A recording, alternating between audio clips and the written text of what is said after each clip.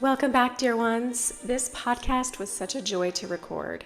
I'm speaking with Merideth Hite Estevez, who created the podcast Artists for Joy, which is a beloved podcast, and she's also the author of the upcoming book, The Artist's Joy, which you can pre-order now. Merideth knows what it means to go through burnout, as I know many of you do. The suffering, the exhaustion, the inability to complete tasks that used to come easily to you, the anger and resentment that surprises you, the shame of feeling like you can't function the way you used to. I know burnout on the mission field firsthand, and amongst the many things that helped me recover, one of them was rediscovering and engaging with my long-lost creativity. I made space for writing, for reading books like The Artist's Way, for taking myself on little self-care dates, and in reigniting my passion, I began to feel the blurry edges of burnout and brain fog slip away. And that is my hope for you too. And if you can't hold hope for yourself, know that I'm holding it for you today. So without further ado, let's jump right in. I am so excited to be here with you, and I'm honored to have Dr. Merideth Hite Estevez here with me. And I have been an admirer of her podcast, Artists for Joy, for a while now. And this episode is all about finding joy in creativity and how it can help us transcend suffering. So hi, Merideth, welcome. Hi, Sarita. Thanks for having me. Yeah, I'm so excited. So yay. Okay, so I have to ask you this question because I listened to your podcast and you always have this beautiful music playing. Are you playing some of that music in the background? Yes, that's actually how the podcast using music started. I wanted a way during the pandemic to share some recordings that I had made of myself playing the oboe with my friend Janie Parsons, who's my piano duo partner. But not only that, I have, if you ask any classical musician, they will have a hard drive full of recordings that aren't quite good enough to turn into commercial, recordings, downloadable, streamable recordings, but they're great for background music and so I love to incorporate the music in with my writing on my show because I think it's a great way to, just like in a movie, sort of set the mood and help people reflect deeply while they listen. So yeah, that's me. Yeah, I love it. Yeah, I've been wondering because it's honestly one of the most unique podcasts I've listened to in terms of the music and the dramatic effect and everything that you talk about. I love how you interplay with those. So yeah, it's beautiful. So let's jump right in. I got this quote from your website and I just loved it. It said, "When the right music, the perfect reed, and stars align, the instrument had the capability to soar and sparkle, to speak novels in a single interval, and to be the refuge that music could be," as Maya Angelou wrote. "This made the tiresome pursuit of beauty easier because it suddenly involved something outside of myself. What was that mysterious force that seemed to collaborate when all was going well? Something in it heals and soothes me as I play, perhaps more than any audience member." Such a beautiful quote. Thank you. And yeah, I have definitely found this to be true. My creative pursuit is writing, and I definitely believe in its ability to help transcend the mundane and our own suffering to create beauty. So I wanted to ask, how has creativity helped you transcend suffering in your own life? Well, I am an official, quote unquote, professional creative person. And sadly, I suffered a lot in pursuit of excellence. And I had made, like many of us do, I'd made an idol out of being a good performer and being a good creative. And so for me, it's sort of ironic. If you knew how long it took me to get, you read that quote, it took me a really long time, even as a lifelong Christian, to connect my faith with my work as a musician and now as a writer, because I hadn't always felt God's presence in the creative impulse and the creative work. I'd taken it and made it about me. And so my healing after a huge burnout, I got to the end of 12 years of college, including an Ivy League degree and a doctorate from the Juilliard School of Music. I just was really, really burnt out. And I wasn't sure that after all that school, 12 years, I wasn't sure I wanted to play music anymore. And I think I hit a spiritual low point. And I sought the spiritual in the creative again. And by the grace of God, I worked to heal that and again to connect with how creativity and spirituality go together, and how we serve an artist God first and foremost. That's the very first thing, the very beginning of the Bible, you find God creating and working in the chaos to make something beautiful. And so the way that creativity helps me overcome suffering is remembering that I'm created in the image of God. And so when I go to make beauty out of chaos, I feel God's presence, and I feel something bigger than me come forth. And then I can't take credit for it totally when it's awesome, and I can't feel horrible when it's bad. Not totally, because it's not something that comes only from me. Yeah, creativity is such a spiritual pursuit, and I love how you put that. How do you invite God into your creative process when you're making music, when you're writing? Yeah, I have to consciously put forth effort towards that. So don't think that it's just, I just sit down and all of a sudden I feel the Holy Spirit move through me. It's not that simple.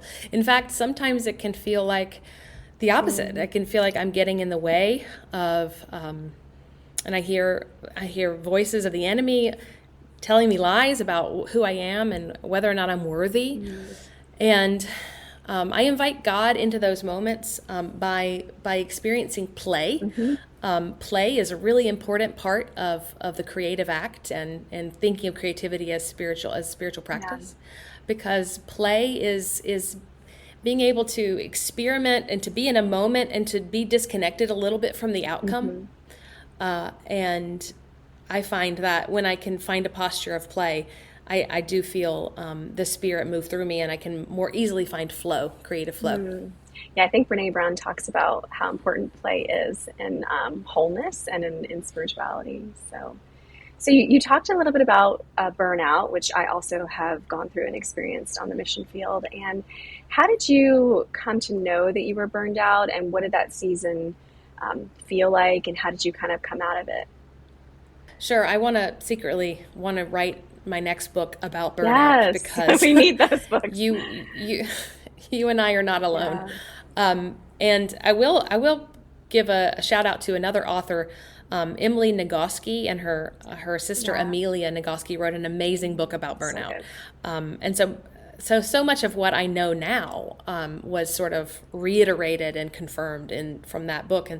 And what I felt in the moment, though, was, it started off as just sort of, I was a very driven person. I practiced all through high school. I was playing the oboe 4 hours a day. And, I was always like really connected to my ability to just get stuff done. Yeah. And I knew I was really burnt out when I did not care anymore. Yeah. When it became harder and harder to get that executive function to show up.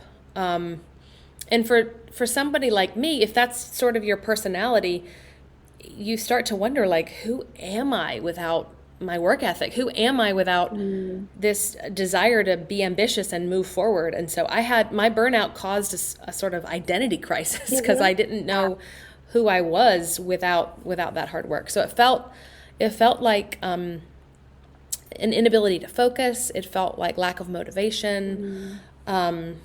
It was this like nagging feeling that something was missing, that I didn't have compassion anymore for others or myself. I was short-tempered, and I just, everything became binary. It was either good or bad, and I couldn't live in the in-between spaces anymore. And so what I know now from reading the book about burnout was that exhaustion, emotional exhaustion, will lead you from caring too long, too much, overdoing it, work-life balance being bad, burning the candles at all the ends. Like, it will leave you with nothing when you don't learn to play, or when you don't learn to rest. Your candle gets burned out. I mean, that's just where I was. Yeah. How did you heal your burnout? Tell me a little bit about your story. Oh gosh, good question. So, I had a similar feeling of, I'd get up in the morning, but it felt like my heart was racing already. It just kind of was this feeling of, I already fell behind, and I felt so tired that I didn't really want to get out of bed and do stuff, but I knew that I had to. And so I would force myself to do it. But it was just such a feeling of exhaustion, and that resentment too was there. So I just started being resentful of other people that would take breaks or, my husband who had a better work-life balance than I did. And, why didn't you help make dinner or, do the dishes? Or it just became, in a way, burnout makes you kind of selfish, but not in a good way, because everything is all of a sudden focused on just survival. Like, how can I survive this day? And so it took me a long time. I actually had to leave the mission field to heal my burnout. I was so far gone. It took me a couple years to really learn to love myself and give myself that space. I'm a Enneagram 2, so I'm a helper. And so I think, like you said, so much of my identity was in helping that I didn't know who I was without it. So actually, I know you've talked about this on your podcast, but the artist's way was a huge piece of my healing journey because, she would talk about taking yourself on these little dates. And I would go to the bookstore, or I'd go for a run. And I just started doing things for self-care that I hadn't allowed myself before. And actually infertility played a huge piece of it because I was trying to get my body healthy enough to get pregnant. And so that was kind of like the excuse that I gave myself for taking care of myself. I was like, oh, well, I need to do this, so I can get pregnant. And so I couldn't just be thinking of myself just, for any reason. So it was tough. It took me a couple years and naturopaths and supplements and lots of things. Yeah, it's really hard. Wow. Yeah. Thanks for sharing that with me. Yeah. I think the more we can talk about the low points, my husband is a Presbyterian minister. Mm-hmm. And so, I see how much burnout and compassion fatigue is one thing we talk about a lot in our family. Yeah. The people that are the helpers, and it's not just twos, but twos suffer from it for sure. You can't be a spiritual guide for someone if you aren't constantly submitting to the need for God, and that means Sabbath, and that means just not believing. And I know it's not intended to seem arrogant, but in certain personalities it comes across as well, I'm needed as a mom. I'm the only one who can do my job as a mom, and it's actually when you submit to no, I'm not alone and I have help. And the world doesn't rise and fall on me and what I do, and therefore I can rest and let God fill me up again.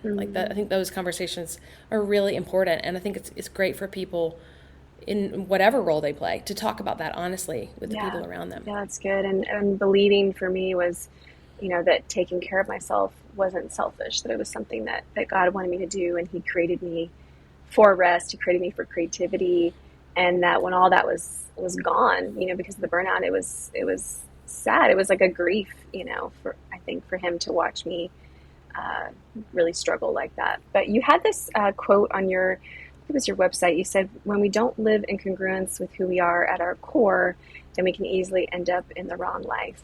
And I really love this because I've had to change my life before, from being a missionary, nonprofit director, to now becoming a writer and getting back in touch with my creativity. And I know that many missionaries have to make these career shifts as well, where they have to leave one thing behind. Maybe it's burnout or caring for a parent, or their kids need therapy. And so how did you personally make that shift so that you could have a more congruent life? Yeah, I wish I could say it's 3 easy steps and I just did them and then I'm here. Don't we all? Yeah, it was, so, and I hope that the listeners will go buy my book, because this quote is from the back of my book, that when we name what matters to us and we're honest about who we are and what we want and who we're created to be, and we seek those answers, then we can name them and begin to create a life that is congruent with who God made us to be. And so in a way, that's what my whole book is about. But I think the heart of it, the journey for me was releasing the expectations that I had placed on myself to, I'm an Enneagram 4. And so, and with a very strong 3 wing. And so the need to perform and to be unique and to be outstanding and to be different and fabulous and excellent, all those things were floating around in my brain as a kid. And I just came up knowing that I was going to get out of South Carolina and I was going to make something of myself. And play the oboe on the world stage. And I think I go back to that idolatry piece, that I had made it an ultimate thing. And as long as it's ultimate, you're not really truly listening to, first of all, what God wants for you, but also to how your life, how the Spirit is speaking to you through your life. Yes. Parker Palmer's book, Let Your Life Speak. It's that the Spirit speaks through the people we meet and the kind of work we're called to. I mean, so it's, if we're not listening to our life speak, it's going to be, we may end up in the wrong life, because instead we'll be listening to who we always believed we'd be, or who our parents wanted us to be, or some other image. And so, so I think listening deeply to what the Spirit was saying to me, and then there's an element of, you have to just sort of jump and trust that you'll be caught, that there's lots and lots of grace even when you make the wrong choice. I had to, when I met my husband, I was living in Chicago, and I was freelancing and doing all these different jobs, and I decided that I needed to get a full-time teaching job, because I had a doctorate in music, and that's what you're supposed to do. And I was freelancing and doing all these things, but I was like, I really need a salary, and I need to have an academic job, and I needed my name on the door and a piano in my office. And I even though I met this amazing guy, I was like, I can't do this. I'm gonna go and get my teaching job, and then we'll see about whatever. And we stayed together over, the course of a few years, when I moved around to all these different teaching jobs, trying to find the right one. And finally he proposed, and I write about this in my book. It was like I finally had to come to terms with, am I going to live my life for other people and this image that of myself that I thought I would be, or am I going to truly submit to the life I believe the Spirit was calling me to, which was much more unknown. And I never planned on being the wife of a clergyman. I like I said, I did grow up as a Christian, but I had no idea what would it involve to be a pastor's wife and to be a clergy family. And it's not a missionary, we're not missionaries, but it does still require, everybody's life requires you to take a leap and to listen deeply for how God is calling you forward, even if it means. I'm really glad that you could listen to your life. It's so important.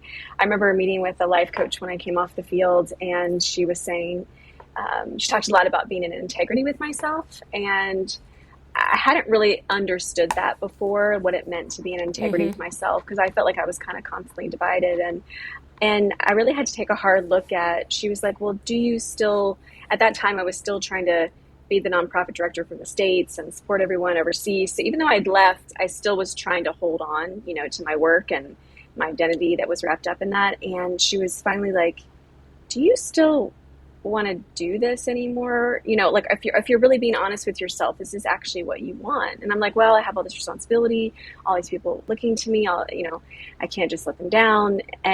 But really, to get honest with myself, it was a brutal thing. It was a brutal thing to realize that actually, no, like I didn't really want to be doing it anymore. And I had to take that leap. I had to kind of transition out and give more responsibility to the nationals. And that was painful, because like you said, I wasn't needed anymore. And, but if I hadn't made that jump, I never would have, I would just been living, for others, been living to make other people happy. And I feel like so many missionaries do that because we live under a lot of shoulds, so like we should make our parents happy if we're a missionary kid. We got to live up to these standards. Pastors' kids have this a lot, where they feel like they have to live up to this standard that everyone's expecting of them. And so I think that it's really important to find a way to live with integrity with yourself. Yeah, I love that. I love that word, because when we hear the word integrity, we think about being honest, right? We think about being an ethical person, but really that word comes from the same word as integral, like integrated, like it's a thing it's aligned. I'm in integrity. I'm in alignment with who God is calling me to be, and and I say the word, who God is calling me is calling. It's not that he called you once and that he's not going to call you again. It's a constant thing we have to do. And I bet I bet you've seen it as a missionary when you decide to trust and step out in faith. The people who are going to give you housing and the money and the things are going to show up. And that's always true, even outside of the mission field. That I've seen it so many times in my coaching clients.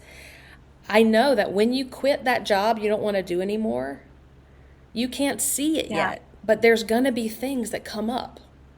There's going to be the next gig is coming. The next opportunity is coming. You might not be able to see it yet. There's a certain thing that will come to you only when you're able to jump. Only when you take the leap. That's when the thing is going to show up. Yeah, you have to fully let go of one dream to lay hold of another. And I don't think that I would have found the joy that I found in writing and writing books that I found had I not let go of that. And so it's a really good point. So for anyone going through a career change, or maybe they're transitioning off the field, maybe they're trying to get back in touch with their creativity or things that they used to love to do, hobbies, so they can figure out what they want to do next. Do you have any words of wisdom for them? Yeah, I think creativity is a beautiful way to heal burnout. It's scientifically proven that it is a way to complete the stress cycle. So, the flight or fight response of stress, if we don't process unprocessed stress, then it comes up as anxiety, and it keeps us burnt out. And so creativity, the purest form of creativity, where we get to make something we care about. And that's how I define creativity. It's a definition I stole from an amazing author, Eric Booth, who says creativity is making things you care about, right? And so you don't have to go into this new experiment with creativity expecting to create a beautiful painting out of like watercolors or whatever. Like it doesn't, it's just, you just have to care about it. It can be creative in the kitchen, make a meal for the people you care about. You can be creative in the way you design your office and the way you set up the books like behind you. You can be creative in the music that you curate on your way to work. Like it truly, it doesn't have, creativity is not something that is reserved for only certain people who are quote unquote talented. It is actually a way for us to seek God and to feel God's presence and to find rest and play and wonder. Oh, I love that. Yeah. And I've seen people, especially in missions, a lot of these people end up being, nonprofit directors, and it's amazing the things that they can create out of nothing, just like they can start a whole foundation and they can fundraise and they can create beautiful jewelry projects, help women be self-sustaining. And there's so many different ways to be creative that we limit ourselves, I think, a lot when we just think it's like, oh, okay, well, I'm not a very good painter, I'm a terrible drawer, So how do you juggle, being a working artist and a mother? Yeah, that's the question, isn't it? I have a lot of help. The question of the hour. Yes, I am really good at asking for help. We moved to Michigan from outside of Philadelphia, and my mother-in-law lived 30 minutes from us when we lived out east. And when we moved here, we had no one. And our church became our family. And I really learned to trust that God would provide for us the church family and the people in our lives. He would give, and I prayed a lot about that. Like, give me friends, but give me babysitters, because that's what I really need. Yes. And so I do sometimes have months where most of my income goes to the childcare, right? I have a 5-year-old and a 2-year-old. Yeah. And that's a choice that I made, and that's not for everyone. And so if you're creating in the cracks of nap times and all that, like, I see you, and that is still creating. And so I think the first thing I would say, how do I balance, besides asking for help, is to revamp what I believe to be true about creativity and your need to be completely on or off. Like I have written an entire podcast episode while trying to get my son to fall asleep. And so it's not all or nothing.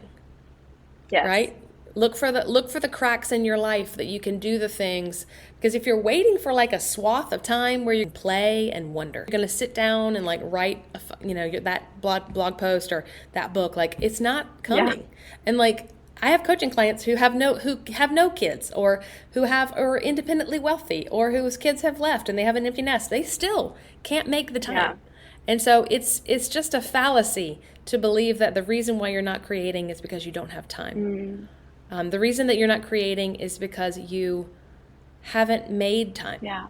And you haven't been creative about finding time, and release yourself from the tyranny of needing to control every aspect of it, and believe that even in just tiny little small steps, like you can make progress. Yeah.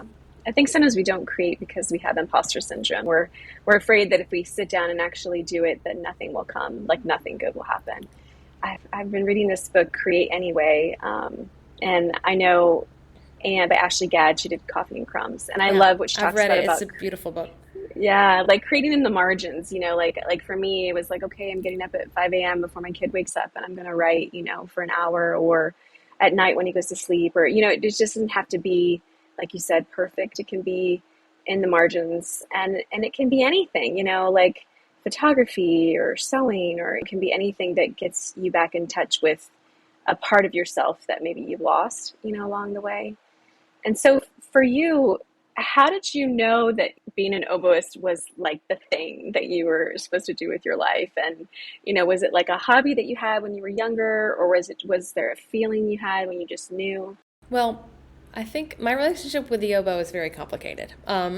So just know, like, it's not been like, oh my gosh, this is amazing, and this is my instrument, and this is all I ever want to be, and all I ever am.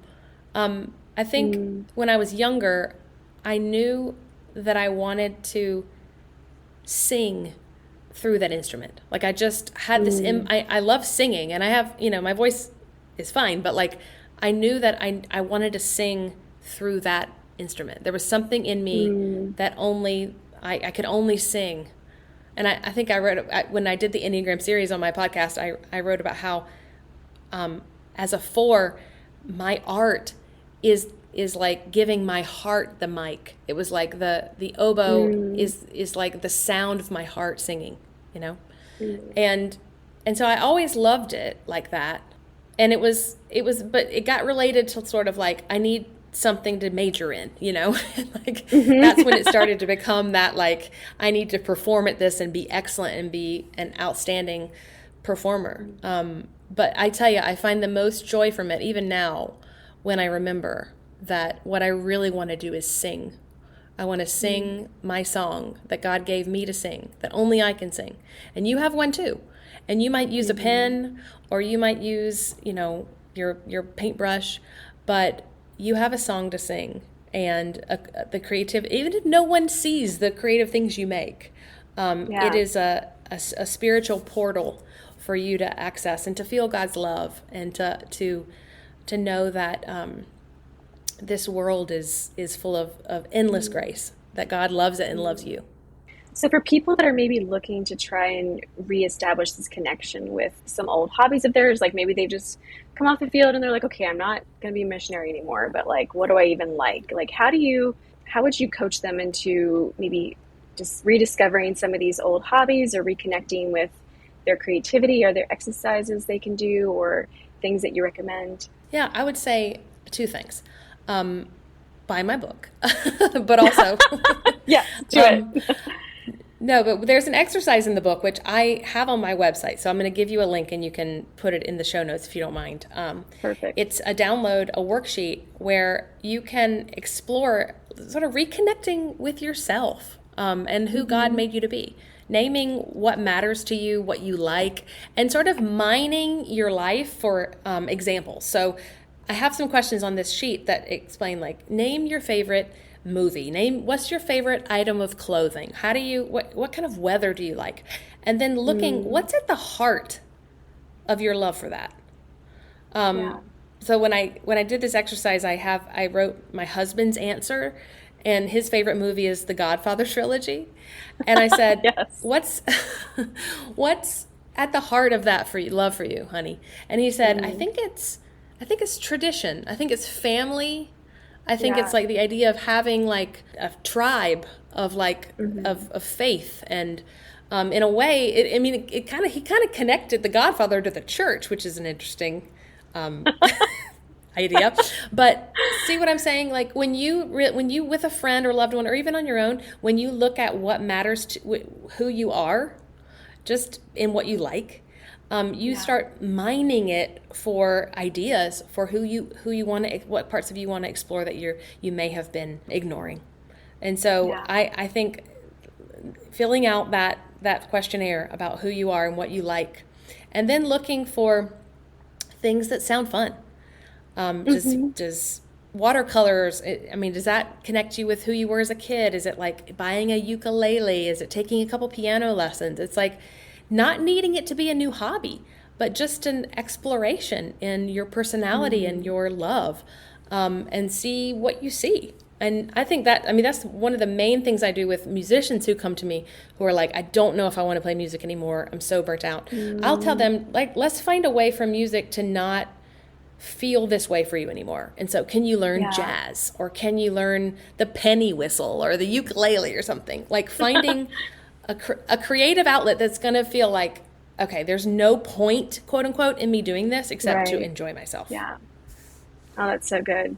Yeah. I read this book, I think it was called The Path. It was all about kind of making a mission statement for your life. And it really dived deep into all the things that you used to love as a child, the things that used to spark joy for you. And it's really interesting what comes up. And I feel like, sadly, in ministry, a lot of times we let go of a lot of things that we love because we think that they're not important or extemporaneous, or they're just not holy, they're not holy enough. So we just we let them go. And it's sad, really, because a lot of times those can be, gateways back to God. Like when I write now, I feel God's presence, and that's something that I've been missing, and I didn't even realize that I was missing it. I just let it go because I didn't think that it was a very holy pursuit. Oh, I have a great example. Yeah, I got the best story for you, okay? Okay, please. So when I was in middle school, my friend and I had a karaoke machine. Those like old ones with the tapes and the multiple mics, right? Yeah. I had one of those, and I would invite my friend over, and we did a gossip show about gossip. We would like gossip about middle schoolers on our radio show, quote unquote, And I remembered that during the pandemic when I started creating my podcast, I was like, I've always wanted to use my voice in this way. And I gave that up. Gossiping is wrong, but I gave that up because it was just a silly thing we did as middle schoolers. Yeah. But there was something in it like that. There was something in it, just like with you, like there's a seed that God planted, and that, you can return there anytime. Like it's never too late. Yeah. Yeah. So instead of what was Jessica wearing at lunch the other day, you've moved on to more beautiful pursuits than music. Yeah, thank God. What I wouldn't give to find those tapes, though. That would be really oh my fun, gosh, that would be amazing. So how has tapping back into your creativity lessened your anxiety? Man, I think that creativity has become a way for me to let go. I think that is probably like to stop trying to control everything. And it's really hard. You might think if you are a professional creative person, you might think, actually, my creative pursuits feel like me trying to control everything. Like when you're like, how do you feel when you're editing something you've written? You're like, oh my gosh, like this is anxiety inducing because I'm trying to make it. Yeah, I'm trying to make it better. But pure creative impulse, pure creativity that I believe comes from the Spirit is fruitful, and the possibilities are almost endless. It's like one of my words of the year is ordered chaos. Yeah. And you might be like, that's, first of all, that's 2 words. But anyway, I like a hyphenate. But yeah. But I told my husband, I was like, I really want to have more order in my life. And he said, but don't get rid of the chaos. because the chaos is where the beauty is. And I keep coming back to Genesis 1, but like that, there's beauty, and the order has to serve the chaos and serve the beauty, not the other way around. And so creativity helps me reduce my anxiety because I come back to the chaos and I look for how I can order it in a way that is fun. It's just fun. And that, it's not about being perfect, because chaos in a way won't ever be perfect just by the nature of the nature of the world. But it's again collaborating with something bigger than myself. And so that's I mean, and sometimes I feel the need to say this. Like, I think sometimes our anxiety requires a lot more than creativity. So like if you're struggling with like crippling anxiety, then you might need, medication or therapy. Like, and there's no shame in that at all. Yeah. And so creativity is a modality for you to work with your anxiety, but there are a lot of other modalities that you might also need. And so I always like to say that like there's no shame in getting help. Yeah, that's so good. I'm glad you said that. So my last question for you is, how do you now, now that you've been through burnout and you're on this path where you're doing what you love and you're using your creativity, how do you do this now without burning out again? Like, are there things that you put in place this time to protect yourself? Yes, I have a radar now that goes off. And honestly, I have, my husband's a really good accountability partner here, because he'll often say, when I have times when the children are sick and I'm supposed to do a podcast episode and the book deadline is coming, and he, like, having somebody else who's with you in your life to sort of keep an eye on like how you're managing. And like, I know now, like last week, for example, I got to Thursday just because of a bunch of personal stuff, and I hadn't written a single word for a show that was supposed to go live Friday at midnight. Yeah. And I had to, bust it to make it happen. And I know I can do that because, like I said, I have that executive function button. But if I do that too many times and crank it out in one day, too many weeks in a row, I can't even do it 2 weeks in a row, because it just makes me, I start to lose the sparkle. And it's like this little alarm is like, this is not fun. And you're supposed to be writing about joy, And so I think learning your limits, and you learn your limits best when you go beyond them, when you blow beyond them. And so having people in your life who can also hold you accountable, like, this is a little too much. Like, what can you do? And being a podcaster is great because, like, this, like, oh, I'm not going to do a show this week, or I'm flexibility. I'm the CEO of my own life. And so what things can you, as the CEO of your own life, even if you are working in a more traditional job, like, in what ways can you create boundaries for yourself to be like, okay, if I do this too many times, then I am not going to be a good missionary anymore. And so who can you report that to help you stick with that? That's so great. So do you have any parting words of encouragement for any missionaries out there, or those in ministry who maybe they've been a little burned out, maybe they're in the midst of career shift or trying to find their creativity again? Do you have anything that you would like to say to them? Well, I was reading in our parent Bible study, we were reading, his last name is Tripp, and I don't remember his first name, but the book is called Parenting, and it's like gospel principles for parents. And I read something in that book that has been reverberating in my heart since then. So that's what I'm going to share with you. And that is only the Spirit can change a heart. And so as a parent, we are working hard to make our kids Christians and teach them how to be people. And I bet as a missionary, you're like praying for people and work in the trenches with people and being the hands and feet of Jesus, which is, first of all, thank you for doing that. Like, thank you for answering the call to do that. That is not easy.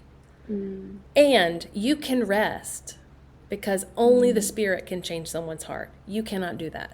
And that is good news because I am not in the business of changing hearts, and Lord knows I've tried. But we can do good work and simultaneously let go and trust God to change the hearts in God's time. So that's what I got. Good. Well, being the mother of a 5-year-old, I can definitely tell you, I understand that we cannot change them. They don't want to be kind and they don't want to listen. So it's not happening. All you can do is pray and Yeah. model. Well, I love that. And I love that idea of resting. And so I hope that if you're listening today, you can carve out some time for yourself to give yourself some peace and some rest. So thank you, Merideth. You're so delightful. And if people want to connect with you to listen to your podcast or get your book, how can they do that?